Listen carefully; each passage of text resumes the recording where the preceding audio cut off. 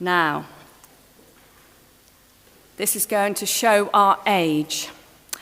But hands up if you remember John Lennon of the Beatles, or you've even heard about him.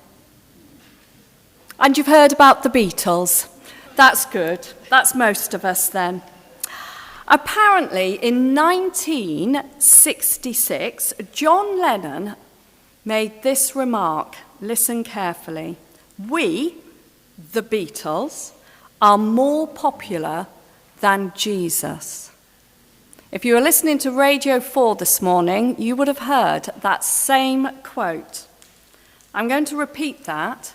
John Lennon remarked that we, the Beatles, are more popular than Jesus. Now, despite the predictable outrage, he was probably right as far as Western culture was concerned.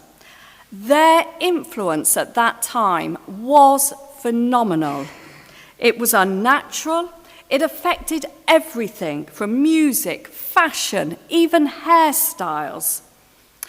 Many young men who lived in that era, apparently they had their hair cut into the famous Beatles style, and they wore very sharp, stylish suits. Well, that is, unless you preferred the Rolling Stones. Now, today, it's a bit different, very different actually. We have social media influencers.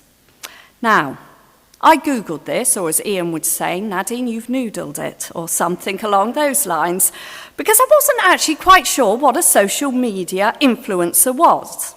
But I will share with you some of today's social media influencers.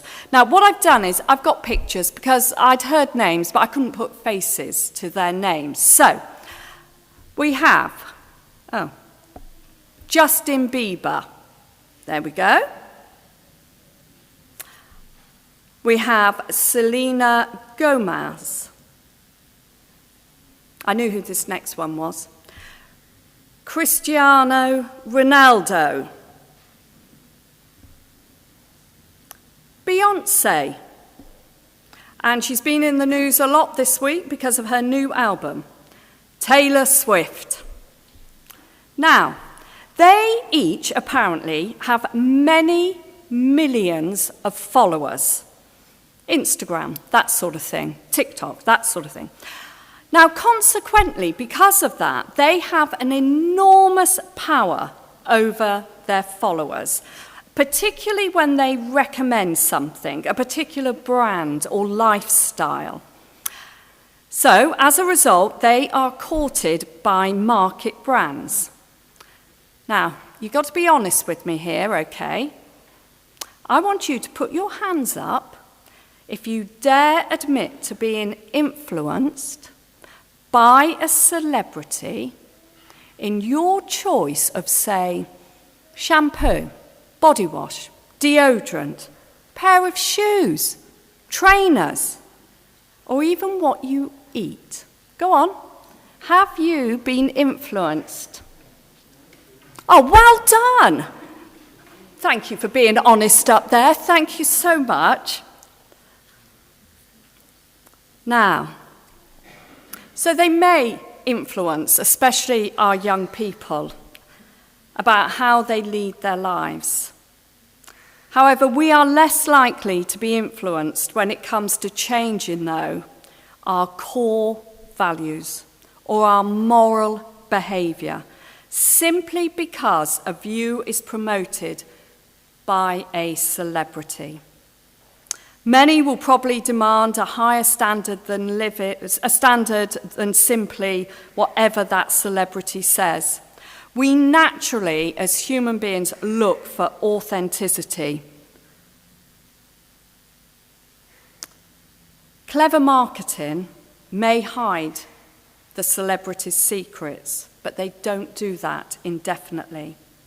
It's a bit like the hired hand in our gospel reading this morning, who pretends to love the sheep, but as soon as danger comes, the hired hand just flees. He abandons the flock.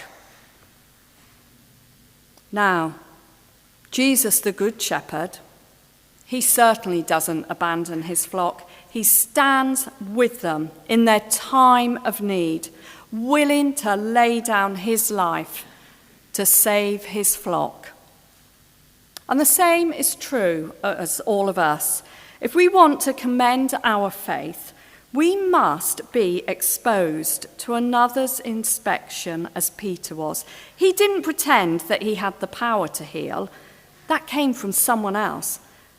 And the evidence stood by his side in the dock. His opponents had no answer for the truth, who literally stared them in the face. They were left with an impossible dilemma.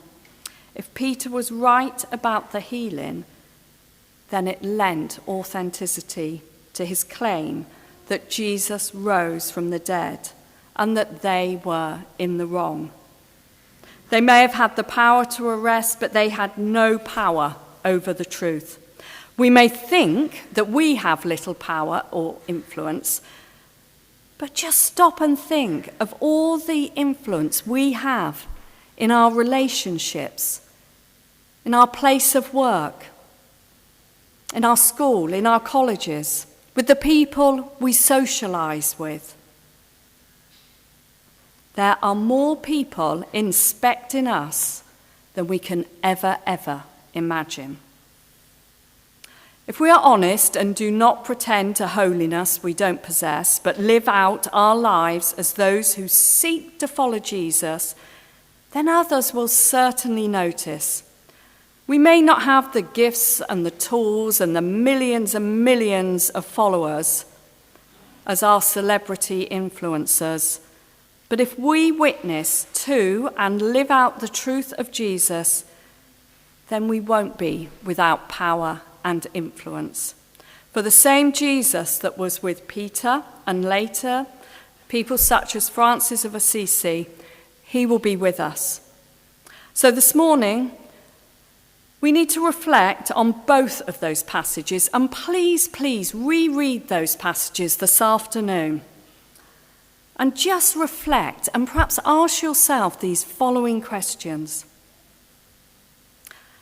To be God's building, so as we reflect on both of our passages, let us ask ourselves, are we willing to be God's building apprentices?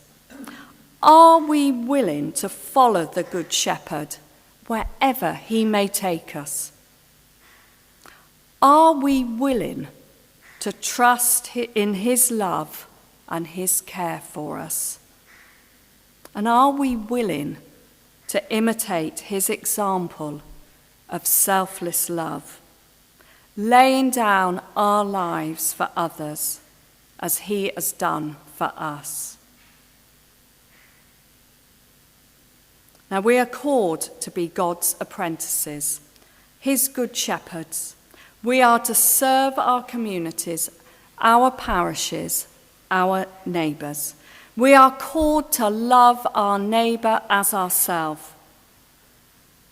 We must never forget how a good shepherd is called to serve their flock.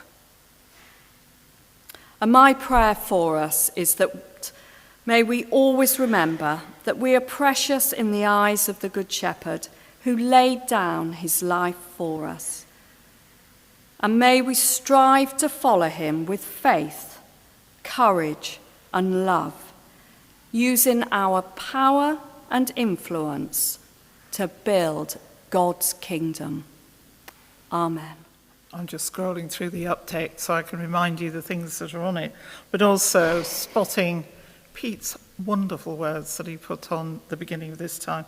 And just thinking, it's lovely. Thank you, Pete, for the way you drew in APCM, and Leonie, thank you for the words that you said of encouragement to everyone. Next Sunday, we have a 10 o'clock service, so I'm sorry you'll have to get up a little bit earlier. And it is our annual parochial church meeting. So it's a chance for us all to come together to acknowledge all the good that we have done, the ways in which we've been able to reach all sorts of people at all sorts of times. And there is attached on the website the annual review. So there are lots and lots of pictures and words of what we've been doing. There'll be hard copies of that available next week.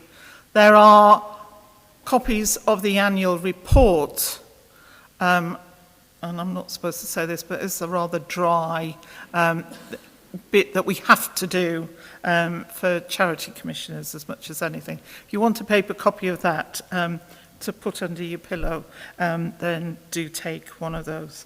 But at next week's meeting, we elect church warden, church wardens. Pete is standing again, but would love somebody to stand alongside him. We are electing, I'm not sure it's 4 or 5 members of the PCC, where people have come to the end of their term and got to be doing other things. We are looking for a new treasurer, and if anybody feels that they could help us either in the sort of more strategic bit of where we should be spending our money, but also the day-to-day bookkeeping. That's we'll try and separate those so it's not overwhelming for anybody. So please pray, and please sort of take Leonie's words in our prayer to heart as to how we can just go out and do an awful lot more. We've been building a whole bank of lots more of ideas, but we need people to make those happen. So that's next week. Please come along then to that meeting. Also next Sunday there's a walk. Michael and Carol are leading a walk from here going up Hog Trough and up into the woods to see the bluebells. So if you haven't seen them already, perhaps you could join that. What else is there? Okay, you may have been slightly surprised to see the notice about budgeons, but I just wanted everybody to be aware, because I think if you're not in budgeons all the time, but suddenly tomorrow or Tuesday or Wednesday, and you think, I need that, you won't be able to go into budgeons. They're closing for 3 days. On Thursday night at the parish meeting, Derry Sweeney was there and telling us that they are sort of switching brand, as it were. It's becoming Sweeney's Wendover, not Budgeons, and there will be Morrison products in there. So that might be a help to people who can't get into Aylesbury.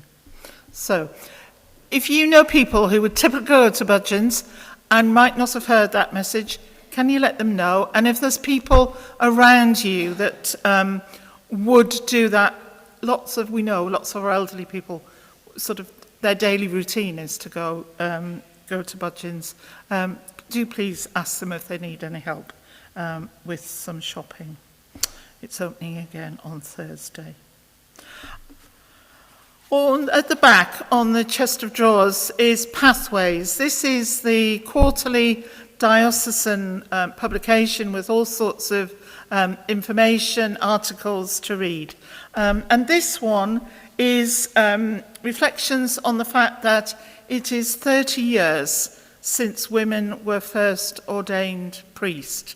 I think the first ordinations happened in Bristol Cathedral. I remember going to London to see lots of people being ordained, women being ordained priest. Next Sunday, there's a big service at Christchurch Cathedral that Nadine and I are going to, with lots of other women across the diocese. And, we give thanks for all of those who strove so hard for women being accepted, that women would be ordained. We know how unbelievably accepting everybody is here of us, but we're painfully aware where there are churches that we wouldn't be accepted in, and as along with lots of other women, and who have quite a hard time still after all of these years. So we're going to go along and enjoy that, but take one of these to take home and read with your coffee when you get home. And there is coffee and tea at the back and some more delicious Heidi Creations. So stay to enjoy that. So as we go out, let us take all that we've been thinking. There are churches that have Lego Church. We might want to think about that. It's brilliant what you've created, and just fantastic to see everybody working together. So that working together, that building God's kingdom, being his apprentices, being out and realizing that very often where we're doing what we're doing, we are doing God's work, and we need to be sharing that with other people as well.